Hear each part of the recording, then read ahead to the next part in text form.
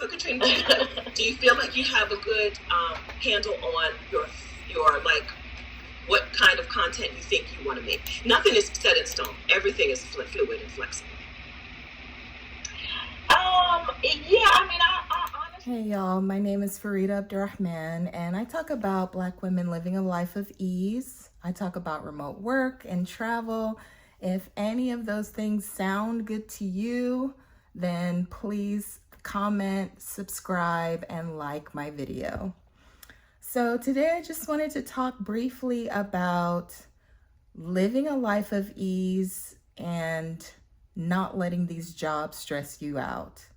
So yesterday I had a one-on-one with my manager, who is one of those high-performing people, really wants to get things done, performs her best when she's stressed out, and I do not operate like that. I am total opposite. I don't like stress. I minimize stress in my life. I try to automate things, automate bills, and I try to have people in my life who encourage me, who make my life easier, who are really there for me when things get hard, and, who are not with the drama, because that's just not me. I like a peaceful life, and I try my best to cultivate that and protect that at all costs.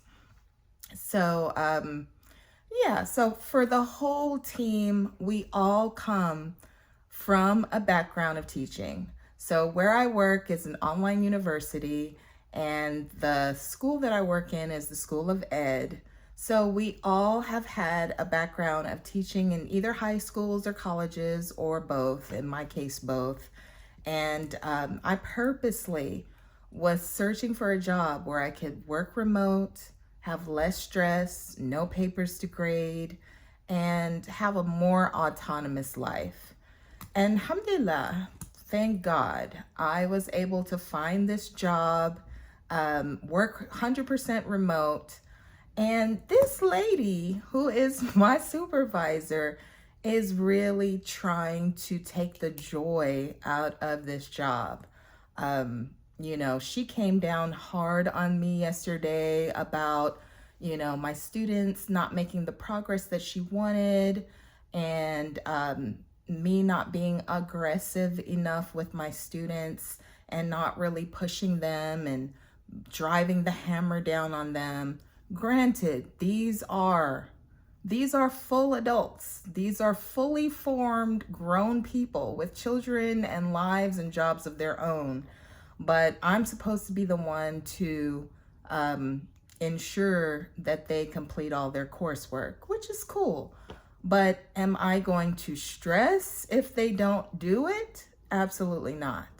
So, she was just like, I want you calling them every day.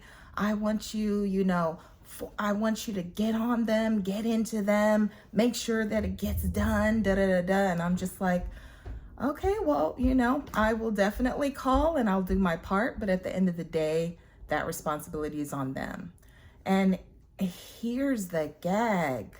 I am not so invested on whether I hit those performance markers to where I'm going to let it jeopardize my happiness or get in the way of my peace and my well-being. It's getting to the point where, I just got back from spending time with my daughter in Hawaii, and she's texting me every single day while I'm out there. And I literally, some fire that she needs to put out, quiet as kept. It was actually a coworker who went on vacation, and child, she did not come back. She went on vacation for 10 days, and then when her vacation time was all the way over, she put in her resignation effective immediately. And I kind of sniggled a little bit because I met her. She's a really cool person, and I know that if she did that, there was good reason to do it. So that's a red flag for me right there, the fact that she did that without a 2 weeks notice. And when you think about it, these people aren't giving you 2 week notices when they're laying you off. So I didn't feel no types of way about it, but this is actually additional work that's getting spread to the rest of the group. Okay, no biggie. I'm enjoying my vacation. I'm not thinking about it. And my supervisor is like, you have to reach out. You have to do this for them. You've got to put in this form, this request, this. Okay, ma'am. I'm putting it on my calendar. It will happen. It will get done when it gets done. And I really could see that my attitude of, yep, it will get done. It will get done in a timely fashion, but I'm not stressing out. That really bothered her. I could tell that really bothered her. And her attitude of, I want you to feel the pressure that I'm feeling as a supervisor, and I want you to do it this way. I want you to do it my way. That really bothered me. So the beauty of remote work, which is what I really, really love as a woman, I'm not feeling well today. I have a rash that's all over my body from being in the forests of Hawaii and touching the plants and stuff. I can rest. I can go to the clinic. If I'm feeling sick, I can take a little nap and get back to work. I think remote work is fabulous for Black women, for us to get to rest, for us to get to relax, heal, take naps. I think it's just one of the best things out there besides owning your own business. So I definitely recommend it. If you're not business savvy and don't have your own business, this is something that you should definitely look into. So I also wanted to talk a little bit more about my Hawaii trip. When I was in Oahu, I noticed that the people there, they were also very warm, very friendly, and also very, very laid back. I mean, the people there really relaxed, really happy, really content with their lot in life, what they have, and, really just living a life, I'm not going to say of ease, because everyone I met out there obviously were working. There's, my Uber driver, he was super cool. There were the employees at the hotel who were very nice, very warm, but there was not an attitude of rush, urgency. I must stress, I must kill myself, It was very relaxed. It was very, it'll happen, This thing will get done, but it's gonna get done on our time. And I really love that. Coming from a background of being a teacher and waking up super early in the morning, okay, now you're on, carpool duty early in the morning. And, you gotta check everybody, make sure that they're present, make sure none of the kids ran away or went across the street to McDonald's or, did anything that you'll be accountable for. And, just talking to my good buddy the other day, she said, she's really dehydrated, but she can't drink like she wants to hydrate herself because, then she'll have to go to the ladies' room and the kids will be left unattended. So it's just things like that, I'm not willing to sacrifice anymore.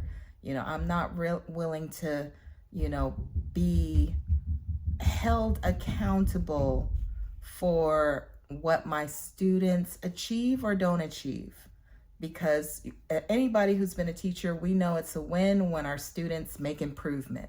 Whether it meets the standard or the criterion or not, we're happy that they've improved and they're better than they were yesterday.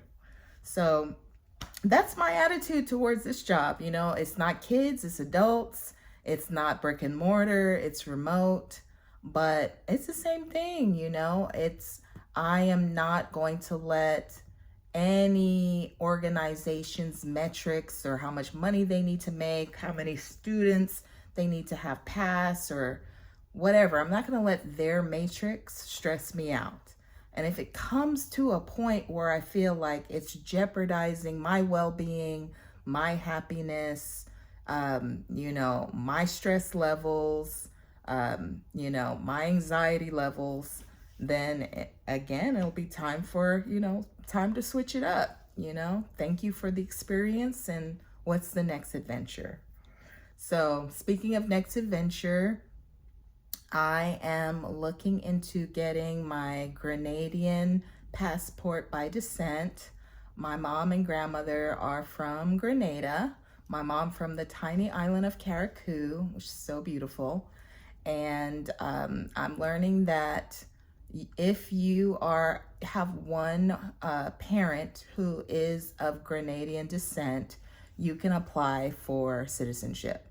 So that's super exciting to me. It's a very long, involved process, lots of documents and things that I have to do. But just the journey of doing that is so exciting. I can't wait to tell people, what is y'all president doing? Oh, he's crazy. Y'all should take care of that. Like, I literally cannot wait to belong again officially to my people's country, you know, where they're not acting a whole fool. So that is also what I will be talking about more on this channel, so stay tuned. And yeah, I'll also be talking about upcoming trips that I would like to take. Mexico is super attractive to me. The weather, you know, the fact that, you know, as someone who is not rich, you can live a very decent life for less in Mexico. Looking at Querétaro, Playa del Carmen, Guadalajara, Mexico City, of course, and Merida as well. So those are some places that I do want to visit. I do want to scout out, and I'm just loving the process. Like, you know, I don't feel a sense of urgency. I feel a sense of, yes, we'll take one step at a time, and I will document the process. And if I can help other Black women along the way, for me, that is a win. So that is what I'm going to do. Yeah, by the way, one of my huge influences is Stephanie Perry from her channel, and Exodus Summit, along with Adelia and Rashida, and just so many amazing women who have inspired me here on YouTube along the way to just like, hey, you were always a kind of like a life of ease girly. You always found ways when you were working to make life a little bit easier, but they're taking it to the max. And it's like their tips are so amazing. So I got to give a shout out to these amazing, incredible Black women. They are really leading the way. They are the pioneers of taking a sabbatical, a career break, moving abroad, or just living a life of ease, like taking life easier, not letting your job define you, not letting your income define you.